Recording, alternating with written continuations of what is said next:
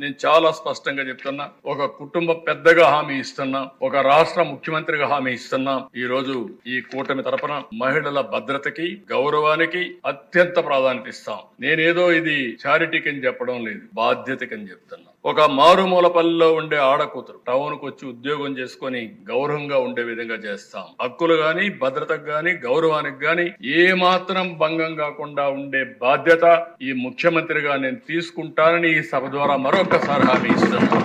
ఈ హౌసే అధ్యక్ష దానికి ఉదాహరణ. ప్రీవియస్ గవర్నమెంట్ 5 ఏళ్లలో ఒక్కసారైనా హౌస్ లో ప్రజా సమస్యల పైన పరిష్కారం గాని, సమస్యలు చర్చించడం గాని ఎప్పుడు జరగలేదు అధ్యక్ష. ఇదే హౌస్ లో నేను చెప్పాను, ఇది గౌరవ సభ కాదు, ఇది కౌరవ సభ.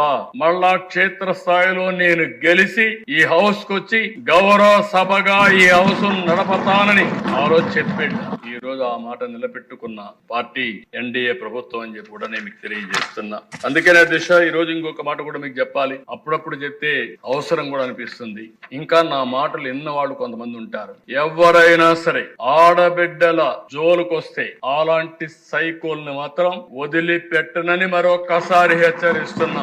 ఎవడైనా సరే హత్యా ప్రయత్నం చేయడం కానీ, ఆడబిడ్డల్ని అగౌరవపరచడం కానీ, ఆడబిడ్డల పైన సోషల్ మీడియాలో ఇష్టానుసారంగా వ్యాఖ్యలు చేయడం కానీ చేస్తే మీరు ఎక్కడున్నా సరే ప్రపంచంలో పట్టుకొచ్చి మిమ్మల్ని శిక్షించే బాధ్యత ఈ ప్రభుత్వం అందని మరొకసారి హెచ్చరిస్తున్నా.